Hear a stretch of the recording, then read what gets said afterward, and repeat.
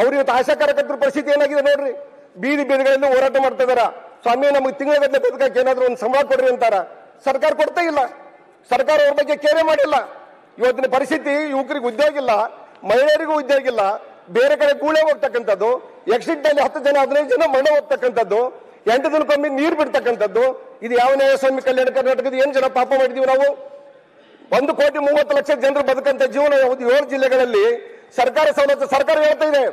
5,000 ಕೋಟಿ ಇವತ್ತು ನಾವು ಕಲ್ಯಾಣ ಕರ್ನಾಟಕ ಅನುದಾನ ಕೊಡ್ತೀವಿ ಅಂತಾರ. 5,000 ಕೋಟಿಯಲ್ಲಿ ಶಾಸಕರಿಗೆ ಎಷ್ಟು ಕೊಟ್ಟಿರಿ ಸ್ವಾಮಿ? 5,000 ಕೋಟಿಯಲ್ಲಿ ಇವತ್ತು ಎಷ್ಟು ಅಭಿವೃದ್ಧಿ ಮಾಡ್ತಾ ಇದೀವಿ ನೋಡ್ರಿ. ಅದರಲ್ಲಿ ಅನೇಕ ನಿಯಮಗಳು ಹಾಕ್ಬಿಟ್ಟಿದಾರ. ಯಾವುದೇ ಸಂಸ್ಕೃತಿ ಭವನ ಕಟ್ಟಂಗಿಲ್ಲ, ಸಮುದಾಯ ಭವನಗಳು ಕಟ್ಟಂಗಿಲ್ಲ, ಯಾವುದೇ ಇನ್ನೊಂದು ಕೆಲಸಗಳು ಯೂಸ್ ಮಾಡಂಗಿಲ್ಲ. ಅದಕ್ಕೆ ಲಿಮಿಟ್ ಮಾಡಿಬಿಟ್ಟಿದ್ದಾರೆ. ಸೀಸ ರಸ್ತೆ ಮಾಡಬೇಕು, ಕುಡಿಯಕ್ಕೆ ನೀರು ಮಾಡ್ಕೋಬೇಕು, ಏನು ಮತ್ತೆ ಬೇರೆ ಕೆಲಸ ಯಾವ ಯೂಸ್ ಮಾಡಬಾರ್ದು ಅಂತಂದ್ರೆ ಶಾಲೆಗಳಲ್ಲಿ ಬರೀ ಓನ್ಲಿ ಪರ್ಚೇಸ್ ಮಾಡ್ಬೇಕಂತಂದ್ರೆ ಹೊಸ ಶಾಲೆಗಳು ಕಟ್ಟಿದೆ. ಅವಾಗ ನಾವು ಇವತ್ತು ಸುಮಾರು 40 ವರ್ಷ 50 ವರ್ಷ ಶಾಲೆಗಳದಾವ. ಮಳೆ ಬಂದ್ರೆ ಸೋರ್ತದವ, ಮಕ್ಕಳು ಕೂಡಕ್ಕಾಗ್ತಾ ಇಲ್ಲ ಶಾಲೆಯಲ್ಲಿ. ಆ ಶಾಲೆ ಸೋರಂತ ಮಕ್ಕಳು ಶಾಲೆಯಲ್ಲಿ ಕುಂತ್ರೆ ಪಾಠ ಹೇಳಕ್ಕಾಗ್ತದ? ಇವತ್ತೇನಾದ್ರು ಬೆಂಗಳೂರು, ಮೈಸೂರು, ತುಮಕೂರು ಕಡೆ ಆದ್ರಿ ಅದಾವ ನೋಡ್ರಿ ಶಾಲೆಗಳು. ಅಲ್ಲಿ ಒಳ್ಳೆ ಒಳ್ಳೆ ಶಾಲೆಗಳಿದಾವ. ಕಲ್ಯಾಣ ಕರ್ನಾಟಕದಲ್ಲಿ ಕಷ್ಟದಲ್ಲಿ ಮಕ್ಕಳು ಓದ್ತಾ ಇದಾರೆ.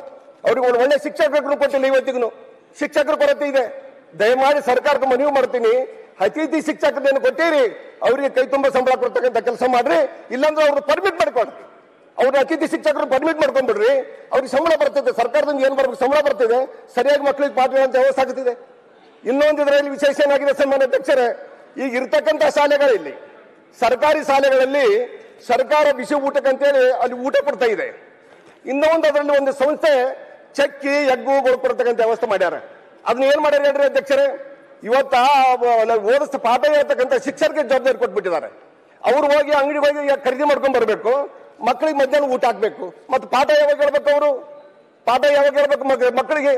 ಅವ್ರಿಗೆ ಏನಾದ್ರು ಅವ್ರ ಜವಾಬ್ದಾರಿ ಬದಲು ಬೇರೆ ಒಂದು ಸಂಸ್ಥೆಗೆ ಕೊಟ್ಟು ಸರ್ಕಾರನೇ ಒಂದು ತೀರ್ಮಾನ ಮಾಡಿ ಅದನ್ನೆಲ್ಲನೂ ಕೊಟ್ಟು ಒಂದು ಜವಾಬ್ದಾರಿ ಕೊಟ್ಟು ಮಕ್ಕಳಿಗೆ ಸಪ್ಲೈ ಮಾಡಿದ ವ್ಯವಸ್ಥೆ ಮಾಡ್ಬೇಕಲ್ವಾ? ಶಿಕ್ಷಕರಿಗೆ ಆ ಜವಾಬ್ದಾರಿ ಕೊಟ್ರೆ ಶಿಕ್ಷಕರು ಮಟಲ್ ಯಾವಾಗ ಖರೀದಿ ಮಾಡಬೇಕು, ಮಕ್ಕಳಿಗೆ ಯಾವಾಗ ಪಾಠ ಹೇಳಬೇಕು, ಊಟ ಯಾವಾಗ ಆಗ್ಬೇಕು ಮಕ್ಕಳಿಗೆ? ಸರ್ಕಾರನ ಗಮನಿಸಬೇಕಲ್ವಾ? ಯಾವುದೇ ಒಂದು ಯೋಜನೆ ತಂದಾಗ ಈ ಯೋಜನೆ ಯಾವ ರೀತಿ ಮಾಡಬೇಕು ಅಂತಕ್ಕಂಥದ್ದು ಗಮನಿಸಬೇಕಲ್ಲ ಅಧ್ಯಕ್ಷರೇ? ಇದು ಆಗಿರ್ತಕ್ಕಂಥ ಸಮಸ್ಯೆ. ಇದನ್ನ ಬಿಸಿ ಊಟ ಆಗಿರ್ಬಹುದು, ಆ ಚಕ್ಕೆ ಎಗ್ಗು ಕೊಡ್ತಕ್ಕಂಥ ಆಗಿರ್ಬಹುದು, ಅದನ್ನ ಮಾಸ್ಟರ್ ಟೀಚರ್ಗಳು ಜವಾಬ್ದಾರಿ ಕೊಡಬೇಡ್ರಿ. ದಯಮಾಡಿ ಅದನ್ನ ಯಾರಾದ್ರೂ ಒಂದು ಸಂಸ್ಥೆ ಕೊಡುವಂತ ವ್ಯವಸ್ಥೆ ಮಾಡ್ರಿ. ಯಾರ ಕಡೆಗೆ ಒಂದು ಎನ್ಜಿಒ ಕೊಟ್ಟು ಎನ್ಜಿಒಗಳಿಂದ ಸಪ್ಲೈ ಮಾಡುವಂತ ವ್ಯವಸ್ಥೆ ಆಗಲಿ. ಶಿಕ್ಷಕರು ಪಾಠ ಹೇಳಿ ಮಕ್ಕಳಿಗೆ. ನಮ್ಮ ಭಾಗದಲ್ಲಿ ಯಾಕೆ ಪರ್ಸೆಂಟೇಜ್ ಸಿಗ್ತಾ ಇಲ್ಲ ಅಂದ್ರೆ ಶಿಕ್ಷಕರು ಕೊರತೆ ಅಂದ್ರೆ ಪರ್ಸೆಂಟೇಜ್ ಸಿಗ್ತಾ ಇಲ್ಲ. ಪರ್ಸೆಂಟೇಜ್ ಇಲ್ಲ ಅಂದ್ರೆ ನೌಕರಿ ಆಗ್ತಿಲ್ಲ. ನೌಕರಿ ಆಗಲ್ಲ ಅಂದ್ರೆ ನಮ್ಮ ವಿದ್ಯಾರ್ಥಿಗಳು ಬೇರೆ ಕಡೆ ಗೂಳೆ ಹೋಗ್ತಾ ಇದಾರೆ, ಆಕ್ಸಿಡೆಂಟ್ ಆಗ್ತಾ ಇದಾರೆ, ಸಾಯ್ತಾ ಇದಾರೆ. ಇವೆಲ್ಲ ಸಮಸ್ಯೆಗಳು ಉದ್ಭವಿಸ್ತದೆ ನಮ್ಮ ಕಲ್ಯಾಣ ಕರ್ನಾಟಕದಲ್ಲಿ. ನ್ಯೂಸ್ ಫಸ್ಟ್ ನಿರ್ಭೀತಿಯಿಂದ ನಿಮ್ಮ ಪರವಾಗಿ.